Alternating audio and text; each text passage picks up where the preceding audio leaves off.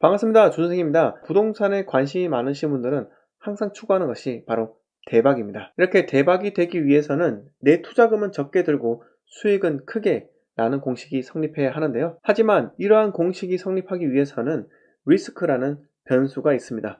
이 주식과 다르게 부동산 투자에서는 내가 힘들게 모은 재산, 적게는 수천, 많게는 수억까지 투자금으로 넣어야 하기 때문에 세밀한 검토 없이 무작정 급하게 투자금을 넣었다가 낭패를 보기 쉽습니다. 내 소중한 재산을 날리고 나서 나는 그럴 줄 몰랐다 라고 변명해봤자 그 아무도 여러분들을 도와주지는 않습니다. 투자 실패는 모두 내 잘못이고 내 책임이기 때문에 우리는 항상 부동산에 대하여 끊임없이 공부를 해야 하고 정보를 분석하고 가공하는 능력까지 갖추어야 한다 라고 생각을 합니다. 그래서 오늘 준비를 했습니다. 이번 시간은 지역주택조합과 재개발, 재건축의 차이점에 대해서 정확하고 쉽게 설명을 드리도록 하겠습니다. 똑같이 내 돈 적게 들어서 아파트를 짓는데 무슨 차이냐 라고 말씀하실 수도 있는데 아주 큰 차이가 있으니 오늘 잘 들어보시고 꼭 이해하셨으면 합니다. 자, 그럼 구독, 좋아요, 알림 설정 부탁드리겠습니다. 먼저 각 사업의 정의에 대해서 설명드려 보겠습니다. 재개발은 기존의 주거 환경이 낙후된 지역을 밀고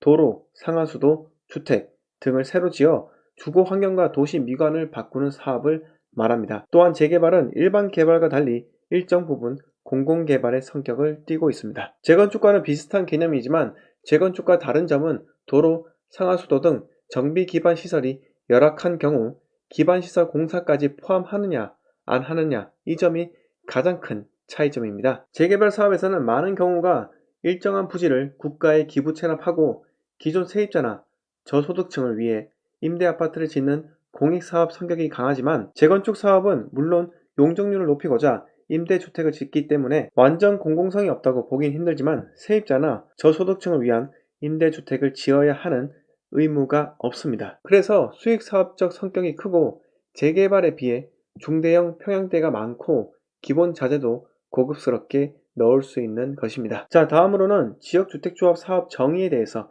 말씀드리겠습니다. 지역주택조합은 같은 관할 구역에 거주하는 주민이 주택을 건설하기 위해 조합을 설립한 후 사업의 주체가 되어 토지를 매입하고 조합원들이 싼 값에 아파트를 분양받을 수 있는 방식입니다. 하지만 재개발, 재건축 사업은 해당 지역에 재산권을 가진 자인 주택 및 토지 소유자 등만으로 조합 구성이 되는 반면에 지역주택조합 사업은 주택을 짓고자 하는 지역의 토지 소유자들로부터 토지 사용 승낙서를 받고 추가로 그 지역에 재산권이 없는 불특정 다수 대상으로 조합원을 모집하게 됩니다. 정리하자면 재개발과 재건축은 오로지 주택, 토지, 지상권 등 재산권을 가진 사람들로만 조합이 구성되고 사업을 추진하는 것이고 지역주택조합 사업은 간단히 말해서 조합원들이 지주들의 땅을 매입하여 아파트를 공동구매하는 거라 생각하시면 됩니다. 일단 토지 매입하는 과정부터 난항이 있기 때문에 지주택은 사업 성공률이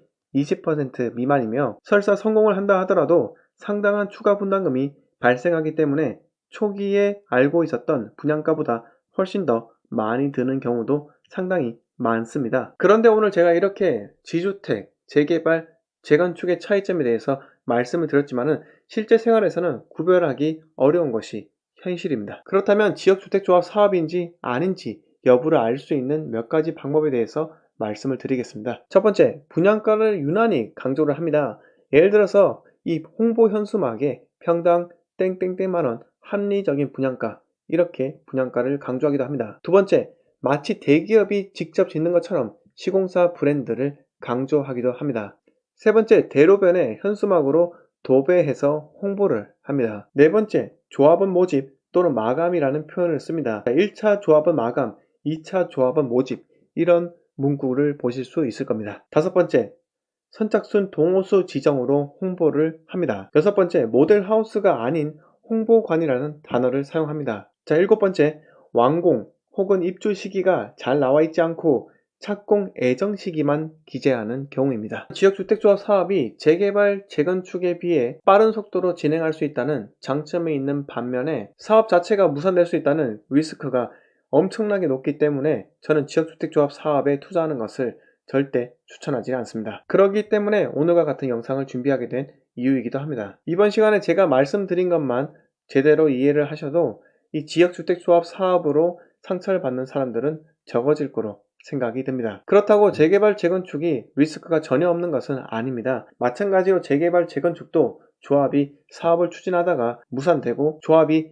해산을 하며 엎어지기도 합니다. 하지만 재개발과 재건축은 시간은 걸리지만 언젠가는 지어지게 됩니다. 왜냐하면 실제로 주택을 짓고자 하는 토지에 이 권한을 직접적으로 행사할 수 있는 재산권을 가진 사람들로만 사업 추진을 할 수 있기 때문입니다. 오늘 영상 여기서 모두 마치도록 하고요.